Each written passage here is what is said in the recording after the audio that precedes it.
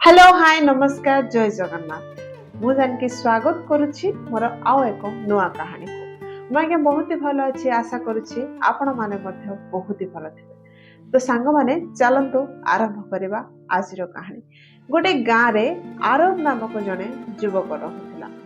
से बहुत परिश्रमी थिला किंतु तार गोटे खराब अभ्यास थिला कि से निजको अन्य मानक सहित तुलना करुथिला जोटा कि सबुठारु खराब गुण।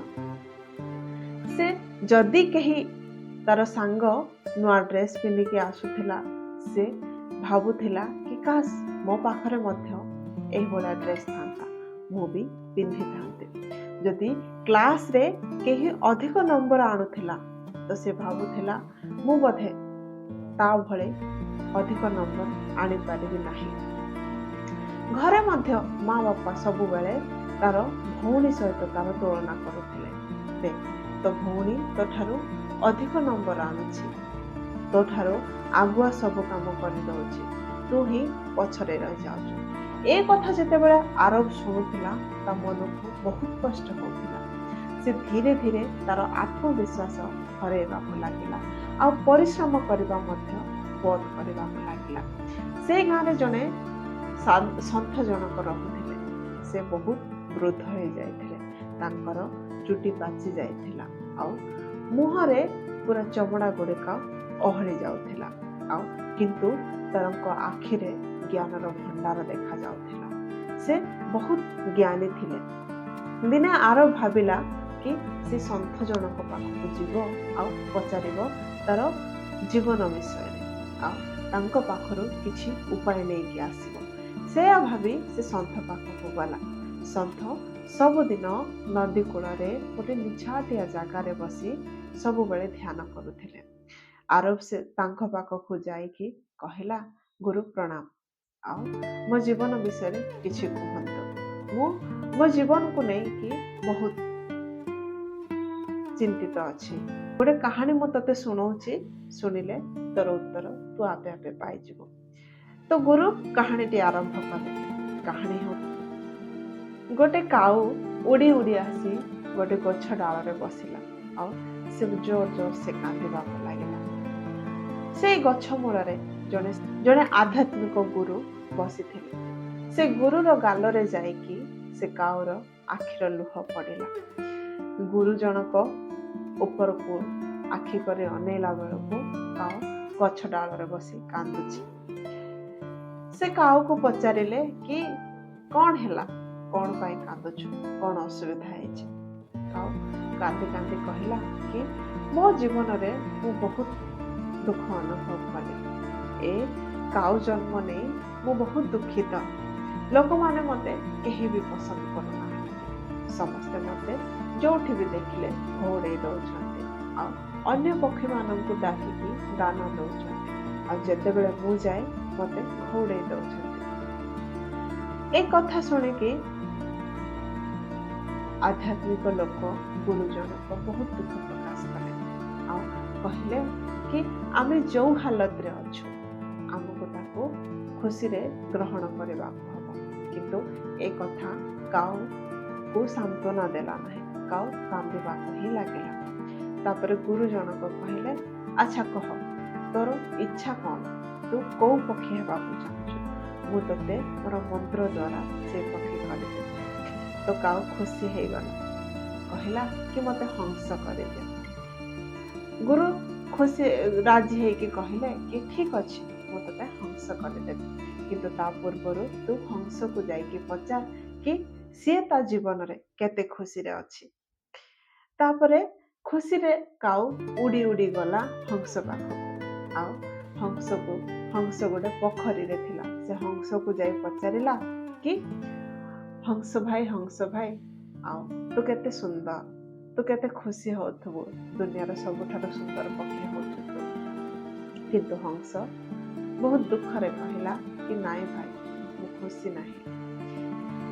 आओ मो ठारो तो सुंदर सुआ कहीं ना ए धड़ा रंग को नहीं कि मु बहुत चिंतित। दुनिया रे अनेक सब रंग अच्छी किंतु भगवान मते ए रंग कहीं देले। ମୁଁ ଏ ରଙ୍ଗକୁ ନେଇକି ବହୁତ ଦୁଃଖିତ। ଆଉ ମୋଠୁ ସୁନ୍ଦର ହଉଛି ଶୁଆ। ତ କାଉ ଉଡ଼ି ଉଡ଼ି ଗଲା ଶୁଆ ପାଖକୁ।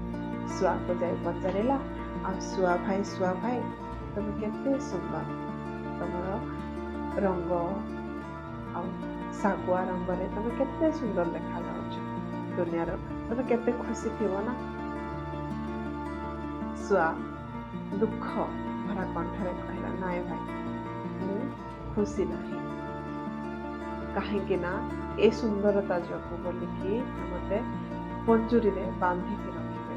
ସେଥିପାଇଁ ମତେ ଡର କି ମତେ ମୁଁ କୋଉ ମନୁଷ୍ୟ ଆଖିରେ ପଡ଼ିଲେ ମତେ ବାନ୍ଧିକି ନେଇକି ପଞ୍ଜୁରୀରେ ରଖିବେ। ମୁଁ ତ ଭାବୁଛି ସବୁଠାରୁ ଦୁନିଆର ଖୁସି ପକ୍ଷୀ ହଉଛି ମୟୂର। ପକ୍ଷୀରେ ତାର ଦେହରେ ଅନେକ ପ୍ରକାର ରଙ୍ଗ ଅଛି ଆଉ ସେ ଦେଖିବାକୁ ବହୁତ ସୁନ୍ଦର। ତାପରେ କାଉ ଉଡ଼ି ଉଡ଼ି ଉଡ଼ି ଗଲା ଖୋଜି ଖୋଜିକି ମୟୂର ପାଖକୁ। ମୟୂର ଗୋଟେ ଚିଡ଼ିଆଖାନାରେ ବନ୍ଦୀ ହେଇକି ଅଛି।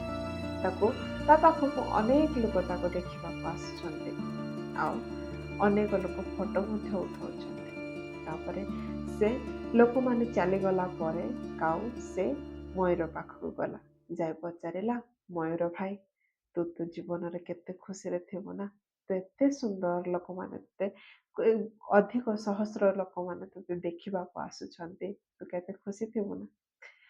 ତ ହଁ, ତ ମୟୂର ଦୁଃଖରେ କହିଲା, ନାଇଁ ଭାଇ ମୁଁ ଖୁସି ନାହିଁ। ଏ ସୁନ୍ଦରତା ଯୋଗୁ ବୋଲିକି ମତେ ଲୋକମାନେ ଏ ପଞ୍ଜୁରୀରେ ବାନ୍ଧିକି ରଖିଛନ୍ତି ଆଉ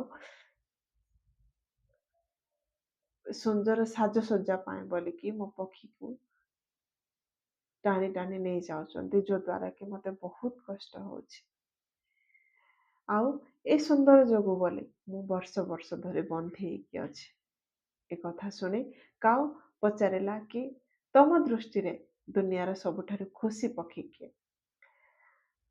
ତ ମୟୂର କହିଲା, ମୁଁ ବହୁତ ଦିନ ପୂର୍ବରୁ ଦେଖିକି ଆସୁଛି କି ଏମିତି ସବୁ ପକ୍ଷୀକୁ ମୁଁ ଦେଖୁଛି, କିନ୍ତୁ ତମ ଭଳିଆ ପକ୍ଷୀକୁ ଦେଖୁନି। କୋଉ ଚିନ୍ତା ନାହିଁ, କେହି ବି ଧରିବାକୁ ଡର ନାହିଁ, କେହି ବି ଖାଇବାକୁ ଦେବାକୁ ଡର ନାହିଁ। ନିଜ ଇଚ୍ଛାରେ ତମେ ବୁଲି ପାରୁଛ, କିନ୍ତୁ ମୁଁ ଏ ଦେଖ ବନ୍ଦୀ ହେଇକି ଅଛି। ଏ କଥା ଯେତେବେଳେ କାଉ ଶୁଣିଲା, ସେ ଉଡ଼ି ଉଡ଼ି ଗଲା। ସେ ଉଡ଼ିବା ସମୟରେ ନିଜେ ନିଜେ ଭାବୁଥିଲା, ନିଜକୁ ନିଜେ ସେ ଗର୍ବ କରୁଥିଲା, ଯାହା ହଉ ସବୁଠାରୁ ଖୁସି ପକ୍ଷୀ ହଉଛି ମୁଁ। ନା କେହି ମତେ ଧରିବେ, ନା କେହି ମତେ ଟାଣିବେ, ନା କେହି ମତେ ବାନ୍ଧିକି ରଖିବେ। ତାପରେ ଉଡ଼ି ଉଡ଼ି ଗଲା ସେ ସନ୍ଥ ପାଖକୁ, ଯାଇ କହିଲା, ମତେ ଆଉ କିଛି ହବାର ନାହିଁ, କୋଉ ପକ୍ଷୀ ହବାର ନାହିଁ, ମୁଁ ମୋ ଜୀବନରେ ବହୁତ ଖୁସିରେ ଅଛି। ଏ କଥା ଯେତେବେଳେ ଆରବ ଶୁଣିଲା, ତା ମୁଣ୍ଡ ତଳକୁ ହେଇଗଲା ଆଉ ସେ ଜାଗାରୁ ଗୁରୁକୁ ପ୍ରଣାମ କରିକି ଚାଲିଗଲା। ଆଉ ସେ ନିଜେ ପରିଶ୍ରମ କରିବାକୁ ଲାଗିଲା, ନିଜର ଦକ୍ଷତାକୁ ସେ ଦେଖେଇବାକୁ ଲାଗିଲା ଆଉ ଶେଷରେ ସେ କଲେଜରେ ଟପର ହେଲା। ଏ କାହାଣୀର ମର୍ମ କଥା ହେଉଛି, ଆମ ଭିତରେ ଯୋଉ ଗୁଣ ଅଛି ଆମେ ତାକୁ ବାହାର କରିବା ଉଚିତ। ଆମର ଦକ୍ଷତା ହିଁ ଆମକୁ ପରିଚୟ ଦେବ। କେବେ ବି ଅନ୍ୟମାନଙ୍କ ସହିତ ନିଜକୁ ତୁଳନା କରିବା ଉଚିତ ନୁହେଁ। ଅନ୍ୟମାନଙ୍କ ସହିତ ତୁଳନା କଲେ ନିଜକୁ ଦୁଃଖ ଛଡ଼ା ଆଉ କିଛି ମିଳିବ ନାହିଁ। ଯଦି କାହାଣୀଟି ଆପଣମାନଙ୍କୁ ଭଲ ଲାଗେ, ଲାଇକ୍, ସେୟାର, ସବସ୍କ୍ରାଇବ ନିଶ୍ଚୟ କରିବେ। ଜୟ ଜଗନ୍ନାଥ।